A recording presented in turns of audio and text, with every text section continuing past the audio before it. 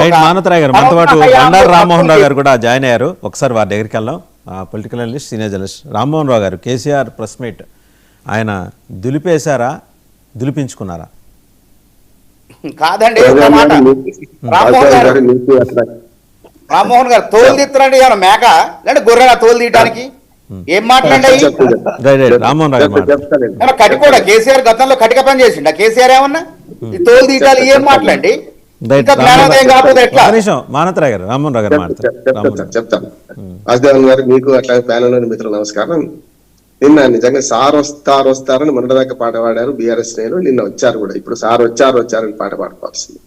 నిజంగా మేము మానవతరాయ్ గారితో కొన్ని విషయాలు ఏకీవిస్తున్నాను. ఇప్పుడు మాట్లాడే విషయాల్లో ఏమంటే సార్ వచ్చారు బాగానే ఉంది. నిన్న గంట 22 నిమిషాలు మాట్లాడాను. నిన్న చాలా పేలవంగా ఉంది అంటున్నాను నేను. అంటే అభ్రాజమానం భజగోవిందం అంటారు కదా, ఆయన మాటలు చెప్పాలి. అట్లాగే ఉంది. ఆయన వచ్చిన పనేమో నీటి వనరుల మీద మాట్లాడడానికి. కేవలం దక్షిణ తెలంగాణ విషయంలో చాలా ఎక్కువ మాట్లాడిండ్రు. అది అసలు జరుగుతున్న ప్రమాదాన్ని పెద్దగా ఆయన ప్రస్తావించలేదు అంటున్నారు. అసలు జరుగుతున్న ప్రమాదం ఏంటంటే పోలవరం, బనకచెర్ల, పోలవరం, నల్లమల సాగర్, దీని గురించి ఎక్కువ మాట్లాడాల్సిన అవసరం ఉంది అంటున్నారు. ఇప్పుడు గత జిల్లా సేతుబంధనం చేసుకొని నేనేం చేశాను నువ్వేం చేశావంటే ఏమైంది? వెంటనే ఉత్తమ్ కుమార్ రెడ్డి గారు కౌంటర్ ఇచ్చారు కదా నిన్న. ఏమని ఇచ్చారు? అయ్యా మీ హయాంలో 742 టీఎంసీలు మీరు మా హయాంలో పోతే ఇప్పుడు మీ హయాంలో 1400 టీఎంసీలు పైన మనకి ఒక్కగొట్టింది అక్కడ మన పోతిరెడ్డిపాడు దగ్గర. మీరేం చేశారు ఈ 10 ఏళ్ళు అన్నారు. అందుకని 10 ఏళ్ళు అధికారంలో ఉన్న వాళ్ళు ఇవాళ కొత్తగా వచ్చి మేమేం చేసినామని చెప్పకుండా రెండు ఉంటాయి కదా. ఒక వేలు అడుగు పెడితే 4 ఏళ్ళు ఇటు వెనుక్కుంటాయి కదా. అదే జరిగింది నిన్న. దాంతో పాటు సరే మిగతా పథకాల వాటి గురించి ఒక 20 నిమిషాలు మాట్లాడారు. దాదాపుగా గంట సేపు దీని గురించి అంటే శ్రీశైలం, మన పాలమూరు రంగారెడ్డి జిల్లా అన్యాయం ఎట్లయిపోయింది వీటి గురించే మాట్లాడారు కదా. అందుకని ఏమంటున్నానంటే నిన్న ఆయన వచ్చింది మంచిదే కాదంటలేదు. ఒక సంవత్సరం ఏమో మొదటి హనీమూన్ అన్నారు. హనీమూన్ వారు విడిచిపెడదాం 1 ఇయర్ దాకా రావద్దన్నారు. మళ్ళీ 1 ఇయర్ ఏమైంది? తర్వాత 1 ఇయర్. అన్నిటికంటే మొన్న రేవంత్ రెడ్డి గారు ఒక మాట అన్నారు. ఏమని అంటే, అయ్యా మీరు ఇక్కడ కాదు పబ్లిక్ డొమినియన్ సంబంధించి చేయండి వద్దంటలేం కానీ అసెంబ్లీకి వచ్చి మాట్లాడాలి అంటున్నాడు. నేను కూడా సమర్థిస్తున్నాను. అసెంబ్లీకి వచ్చి మాట్లాడాలి. ఎందుకంటే రికార్డ్ చెప్తుంది ఎవరు ఏం చేసిండ్రు, అప్పటి సంగతి ఏంది ఇప్పటి సంగతి ఏంది, రికార్డులన్నీ ముందరికి వస్తాయి. అసెంబ్లీ సాక్షిగా మాట్లాడితే ఎప్పుడైనా ప్రజల్లో రికార్డ్ అయిపోద్ది కదా అంటున్నాను నేను. ఇవాళ పార్టీ శ్రేణులు ఉత్తేజపరచడం వద్దంటలేదు. పార్టీ శ్రేణులు ఉత్తేజపరచాల్సిందే, ఆయన పార్టీని నడుపుకోవాల్సిందే. సరే టీఆర్ఎస్ అన్నదాన్ని అసలు నేను పెద్దగా పట్టించుకుంటలేను. ఎందుకంటే మనం కూడా ఒక్కసారి బీఆర్ఎస్ అనుకుంటే టీఆర్ఎస్ అంటుంటాం. అది 10 ఏళ్ళుగా కొనసాగింది కదా. 14 ఏళ్ళ ఉద్యమం. ఆ తర్వాత 5 ఏళ్ళు బీఆర్ఎస్ అయింది ఎప్పుడు? 2020 తర్వాత కదా. 20 తర్వాత బీఆర్ఎస్ అయిందంటే పెద్దగా జ్ఞాపకం ఉండదు కూడా. అది మళ్ళీ టీఆర్ఎస్ చేస్తారా బీఆర్ఎస్ చేస్తారా అని చర్చ కాదు. కానీ నిన్న కొంతవరకు పేలవంగా ఉంది ఆయన ప్రసంగం ఒకటి. రెండోది ఏంటంటే పార్టీ శ్రేణులను ఉత్తేజపరచడంలో కొంతవరకు ఆయన సఫలీకృతం కావచ్చు.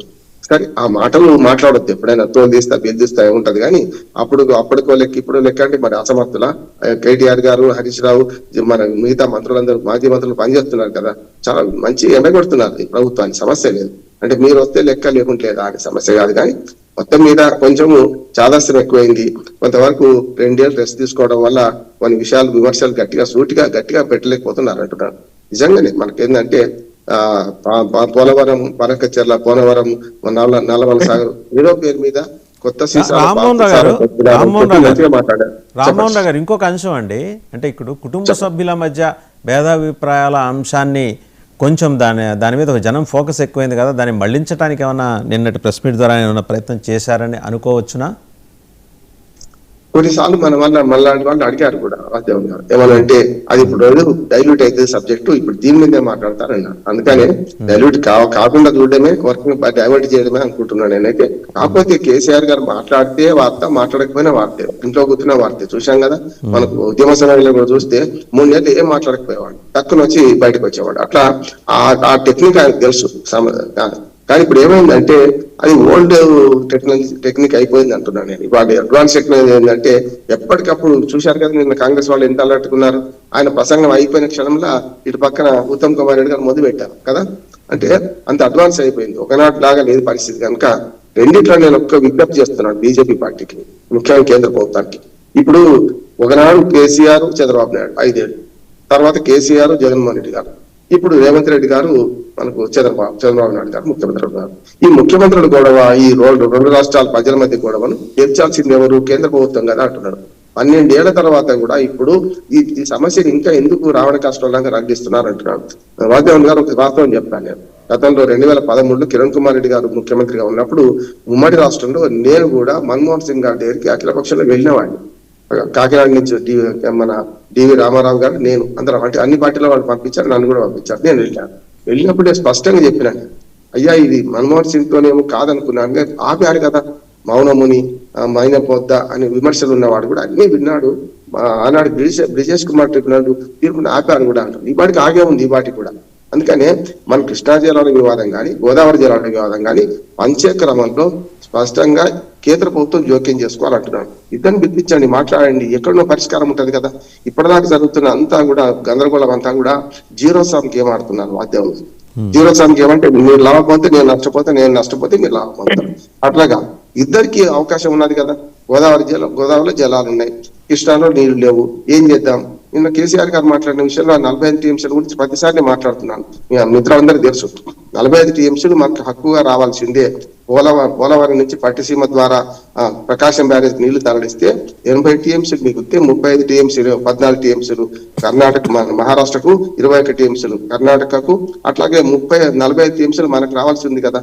వాళ్ళు ప్రాజెక్టులు కట్టుకున్నారు, మన వాళ్ళు ఎందుకు కట్టుకోలేదు? అందుకని నేను కేసీఆర్ కూడా అన్నా, మీరేం చేసిన మహానుభావు ఈ 14 ఏళ్ళ నుంచి 10 ఏళ్ళ నుంచి అధికారంలో ఉన్నారు కదా. ఇటు పక్క కూడా అంతే, మిగులు జలాలు లేకుంటే వరద జలాలని. సందేహం అంటే టెక్నికల్ గా ఉన్న సందేహము. ఇప్పుడు పోలవరం నుంచి ఎగువ రాష్ట్రాలకు ఎట్ట పంపిస్తాం? టెక్నికల్ గా ఉన్న సందేహం. తెలంగాణ అంటే తెలంగాణ కలిసి ఉన్న రాష్ట్రం చేసుకుంటాం, ఎగువ రాష్ట్రం మహారాష్ట్రకి ఎందుకు పంపించాలి? లేదు సార్, అయ్యో సార్ రైబేరియన్ రైట్స్ ఉంటాయి కదా, ఇట్లా ఎందుకు పంపరు? నేను చెప్తాను వినండి. ఇప్పుడు ఇంటర్ రివర్ ట్రాన్స్ఫరేషన్ లో తప్పనిసరి పైకి హక్కులు ఉంటాయి 45. ఇప్పుడు నేను కేసీఆర్ చెప్పిన 80 టీఎంసీలు పూర్తి వాస్తవం అంటున్నా. అంతేందుకు మిగులు జలాలు వరద జలాల గురించి తెలంగాణ పై రాష్ట్రాలకు ఎట్టా పంపిస్తారు సార్? తెలంగాణ ముందర చూసుకోవాల్సింది తెలంగాణ కదా. పంపించడు కాదండి, పైన హక్కులు అల్మట్టి ఎత్తు పెంచారు, నారాయణపూర్ చేయించారు, అక్కడ వాళ్ళు వాడుకునే నీళ్ళు వాడుకుంటే మిగతా ఇస్తున్నారు కదా. ఇప్పుడు మనకి ఈసారి కృష్ణా జలాలు బాగా వర్షాలు పడ్డాయి మంచిగా సార్, లేకపోతే చాలా కష్టం ఉంది. కృష్ణాలో నీళ్ళు లేవు ఆ రకంగా చూసుకుంటే. నేను ఇంకోటి చెప్తున్నాను, మిగులు జలాలు వరద జలాలు అనేది విద్య అంటున్నాను. ఇక్కడ 3000 టీఎంసీలు పోయినాయి అంటున్నాను కదా. రామానాయుడు గారు చాలా మాయకంగా చెప్తున్నారు. నేనేమంటున్నానంటే మిగులు జలాలకు ఉన్నా కూడా అన్ని పై రాష్ట్రాలకు కూడా హక్కులు వస్తాయి. గోదావరి జలాల్లో మహారాష్ట్ర, తెలంగాణ, ఛత్తీస్గఢ్, ఒరిస్సా, ఆంధ్రప్రదేశ్ 5 రాష్ట్రాలు పంచుకోవాలి. 5 రాష్ట్రాలు పంచుకునే క్రమంలో 3000 టీఎంసీలు పోతున్నాయి కదా. మరి ఈ 10 ఏళ్లలో అప్పటి కాంగ్రెస్ కానీ ఇప్పుడు మన టీఆర్ఎస్ కానీ ఈ ప్రాజెక్టులు ఎందుకు పూర్తి చేయలేదు అంటున్నాను. ఒక్కటే మాట, మనం ఏం చేయొచ్చు అంటే కేంద్ర ప్రభుత్వం ఇద్దరు కూర్చోబెట్టి ఏవైతే విభజన కన్నా ముందున్న ప్రాజెక్టులు ఏవైతున్నాయో ఆ ఒప్పందాలన్నీ గౌరవించాల్సిందే. విభజన చట్టాలు ఉంది గారు, గౌరవించి పాత ప్రాజెక్టులన్నిటికీ అనుమతి వచ్చేసినట్టు లెక్క, కొత్త మొదలు పెడితే చేయాలంటారు. అందుకని ఇప్పుడు పోలవరం అథారిటీ ఏదైతే పోలవరం ప్రాజెక్ట్ అథారిటీ ఉందో వాళ్ళు ఏమన్నారంటే బనక చెల్లగట్టి మీరు మొదలు పెట్టుకుంటే మీ అసలు ప్రాజెక్టు విలువలే పోతాయి, అసలు ప్రాజెక్టు రద్దు అవుతుంది అని చెప్పి హెచ్చరించడం వల్ల బనక చెల్లని మాట్లాడకుండా ఇప్పుడు నల్లమల సాగర్ అంటున్నారు. అది కూడా రేపు అది కూడా కష్టం అవుతుంది అంటున్నారు. అంటే ఇరు రాష్ట్రాల మధ్యన ఇప్పుడు పిట్టపోరు బిల్లు తీర్చినట్టు కోతి కొబ్బరి చిప్పని చేసినట్టు కేంద్ర ప్రభుత్వం 12 ఏళ్లుగా ఈ వివాదం ఎందుకు పరిష్కరిస్తారు? రవికుమార్ గారి దగ్గర వాళ్ళు జీరో సమ్ ఆడకండి, పూర్తిగా విన్ సొల్యూషన్, ఇద్దరికి న్యాయం చేసినట్టు నీళ్లు ఉన్నాయి, పంచక్రమం వాళ్ళు చేయాలంటున్నాడు.